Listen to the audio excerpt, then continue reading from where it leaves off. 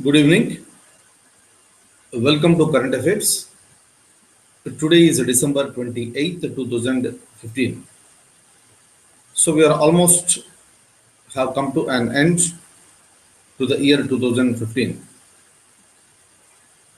So let's look at the 2015 and whatever the success we have achieved, let's be happy. And whatever the failures we have faced in 2015. So let's try to understand some mistakes that were done by us. Let's rectify them and go ahead for the new year 2016 and to see that the mistakes that were made during 2015 are not repeated in the coming years. So next I would like to talk to you regarding today's current affairs, that is with respect to LPG. So we know the concept of this LPG and whatever the LPG we are getting, so that is given by the government to all the people in the country at the subsidized rates. So there is no income limit with respect to giving the LPG cylinders. So the cooking gas, whatever we are using. But in the recent past, we have seen the government has requested the people who are considered to be elite and who can afford the LPGs at the full price, so to give away the subsidy provisions. In fact, there is a very bold step that was taken by the government, and so many people in the country, so they have given up their subsidies. So that what happens, whatever the subsidy that is given to the people, if we give up, then that money can be utilized for some other person for giving him the LPG. So that was a fantastic move, and so many people have responded, and some people they thought that they will be responding in future, but unfortunately they could not do it. But today a massive decision has been taken by the government, and that decision is that with respect to the annual income of the people, if anybody is coming under the clutches of the more than 10 lakhs income per annum, so they will be they are supposed to give up their LPG subsidy. So meaning automatically that will be cancelled for them. So in fact, these bold decisions must be taken by the government. Definitely there will be some opposition, at least from sections of the society. But even then, it is a responsibility of the government to take bold decisions for better development. So that is the first news today, what I have with me. So apart from this, so we also have certain issues with relation to the construction of the new parliament building. So before I come to that one, I would like to show you some points which are related to the so-called LPG. So let me open the document for a moment and please have a look at this. The central government decided to withdraw LPG subsidy to all whose annual income exceeds 10 lakhs. So the government has already gave a call for give it up. So there was a huge response to that one. So many people have already given up their subsidy, but still there are so many people who are yet to give away their subsidy. That's the reason why the government has decided to withdraw. But what do you think?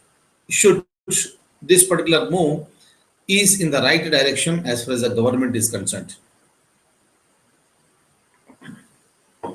So what do you think? So now I would like to make certain things very clear to you. India is one country in the world where larger subsidies are given. You might have seen. So we are giving subsidies in LPG.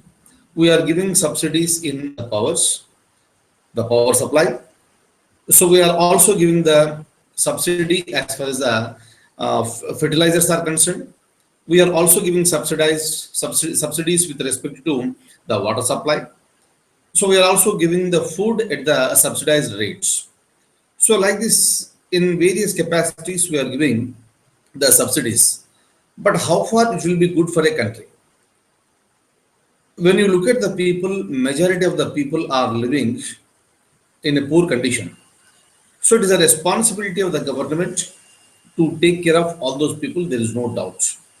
But unfortunately, what is happening because of the improper implementation of the various schemes, unfortunately, the proposals or the policies which are basically meant for reaching the common people is not reaching them.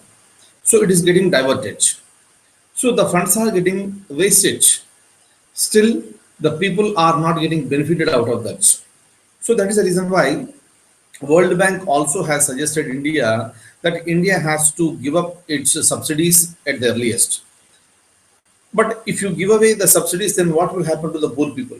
So that is the reason why. So this is the place where you need to concentrate more in terms of the economy. So you need to improve your agriculture, you need to improve your industries, you need to improve your service sector. So with this, what exactly happens is that you are trying to create the and enhance the employment opportunities. And along with that one, if you also provide quality education, then automatically the lives of the people will be modified. That's the reason why how long you will give a person asking to sit at home and eat the food and get other benefits at subsidized rates. So that is not a mechanism as far as a country which is aiming to become a developed nation. That's the reason why instead of giving them free of cost, so you have to create an environment where they start earning on their own. So once he starts earning on his own, the confidence levels will increase. The self-esteem will also increase. Then automatically, so he will become a more productive person as far as the nation is concerned. If all the people become more productive for a nation, and that nation will become a developed nation.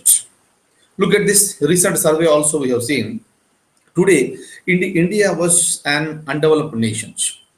But today, so we have become a developing nation. You must be knowing this.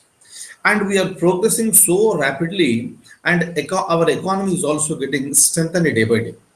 But one major concern for a country like India is that we have larger population which is suffering under the below the poverty line. But even then, the governments are taking certain measures. India is strengthening as far as economy is concerned. And today, so we are an important part, playing important role as far as the United Nations is concerned, as far as the BRICS is concerned, as far as the G20 is concerned. And it seems that over a period of time, so from the present position, India is going to move to the third position as far as the strongest economy is concerned. And the most beautiful thing regarding with the survey is that by 2050, India is going to become the strongest economy in the world. But how is it possible? The everything is seen very, very nicely. The roads are good. At the same time, it is the responsibility of the government to implement all the policies and proposals with lots of care. At the same time, people should also be made aware of what exactly the government is doing. So people should be educated so that the people will be getting the benefits out of the various schemes of the government. If the government take the people into confidence, and if the government is going to work towards the development of the nation, nobody can stop India to become the most strongest economy in the world by the year 2050. Clear? The signs are very, very clear, but there is a lot to be done by the government. At any point of time, if there is a little negligence, that little negligence will be collapsing the whole system, and India may not become the strongest economy in the world. Am I clear? Very, very important. That's the reason why, since you are preparing for the civil service examination, please frame an idea on subsidies. Clear? Whether the subsidies are good or bad. Again, I'm telling you, don't take a single view. Don't take a single view. Take a balanced view. And finally, I want you to come to a conclusion. And that conclusion should be logical and it should be rational. What is logical? What is rational? You already know this. So let me go ahead. Fine. So let me open the document once again. I'll go to the next topic. Look at this.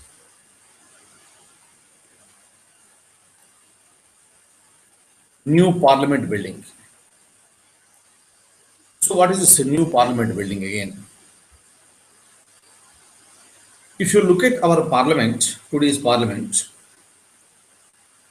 very large area, nicely accommodating both Lok Sabha and also the Rajya Sabha and also the central parliamentary halls. So where we have 545 members and 245 members. Of course, the maximum strength of Lok Sabha is 552 and that of Rajya Sabha is 250. So now, when the speaker in the previous government, it was the former speaker, Ms. Meera Kumar, she proposed for the construction of a new building with respect to the parliament. And she is no more a speaker now. And after the NDA government came to the power, Sumitra Mahajan became the speaker. And even the present speaker also wrote to the Urban Development Ministry with respect to construction of a parliament building, new parliament building. So there is no doubt that there is a lots of historical events have been taken place in this parliament, the present parliamentary hall. So the Constituent Assembly discussions have been taken place, and our constitution was adopted. And the same parliament has seen the great leaders like Jawaharlal Nehru, Sardar Vallabhbhai Patel, B.R. Ambedkar, and many more are there. Many more are there. The list is a very long one. And so many debates and discussions have been taken place. So many laws were made, and so many constitution amendments were also made. And during the circumstances now, we are talking in terms of the construction of a new parliament building. And it will incur lots of money. And the basic idea with respect to this is that in future, we are going to increase the number in the Lok Sabha. So generally what will happen, so whatever the government will take, any country, the number of representatives should be in proportion to the populations. And whatever the number we have in the Lok Sabha today, that number is in proportion to the population of 1971. So where is 1971 and where is this 2015? And by this time, the population has increased very drastically. But through various amendments, through the 42nd Amendment, we have frozen the number of seats in the Lok Sabha and also in the assemblies up to the year 2000. And again, through the 84th Amendment, we have extended the period for freezing the number of seats up to the year 2026. So meaning up to the year 2026, the number of seats are not going to be increased.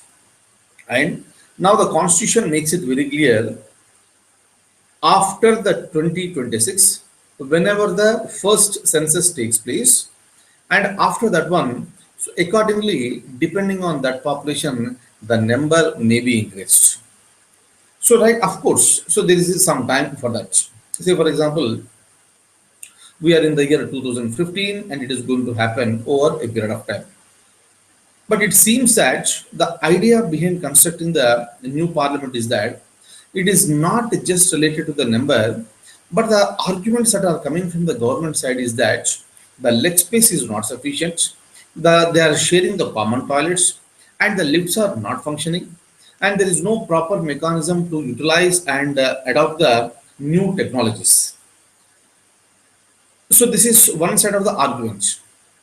But the critics always they are saying that how far it is justiciable on the part of the government to construct a new parliament house when so many people in the country are suffering with various problems, maybe in the agriculture, maybe in the health, maybe in the industries. So, what is important for you today? Right. So, on the other hand, we have seen for a quite long period of time the parliament is not functioning. The parliament has not functioned for more days than the parliament has functioned. So, this is a very, very unfortunate situation in a democratic country like India. Obviously, so the critics have every right, and we also have every right to say that why you want to construct a parliament building now when there are so many enormous problems are there in India. And without addressing these problems, you are talking about the construction of the new buildings, and you also talk in terms of increasing your salaries. So it is the responsibility of the government to answer this. So we don't have any objection if they increase their salaries. And the people also do not have any objection if they construct a new parliament building. That's up to them. So they make it. No problem. But at the same time, the basic responsibility of the parliament is missing. So instead of discussing about the problems of the people, instead of making the new laws and strengthening the existing laws on the name of insulting the other political party, on the name of insult that is made to them by some other political party, they are taking the personal things into consideration, and they are disrupting and disturbing the parliament. So that is the reason why the nation has every right to demand that the parliamentarians must think first about the problems of the people, then you think about your problems. Am I clear? So now this proposal has been made by the speaker, the present speaker, Mrs. Sumitra Mahajan. The request has been sent to the Urban Development Ministry, and we'll wait and watch what the government is going to do.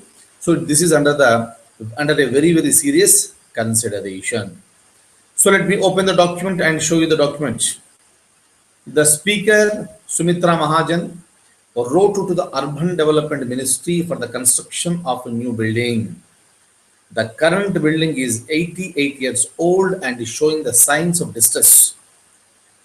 In the year 2012, then Speaker Meera Kumar also raised the same issue. The current building foundation was laid in the year 1921 and it was inaugurated in the year 1927. Look at this. The number of seats in the Lok Sabha likely to go up after 2026 in accordance with the provisions of the explanation to the clause 3 of Article 81 of the Constitution of India, while the present seating capacity of the House is 550 without any scope for increase. Look at this. About a year ago, this is not the first time again, look at this, last year also, a suggestion to build a new parliament was reportedly made at a meeting of the budget committee of the parliament, which included the deputy speaker of Lok Sabha, Mr. M. Tambidorai, public accounts committee chairman K.V. Thomas, and estimates committee chairman Murali Manohar Joshi.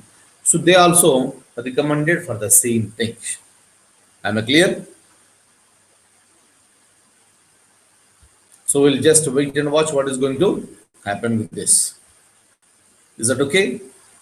So now I'll stop at this stage and I will see you tomorrow with some more current affairs. Till then, I wish you all a very, very good luck. Take very good care of yourself. Thank you. Good night.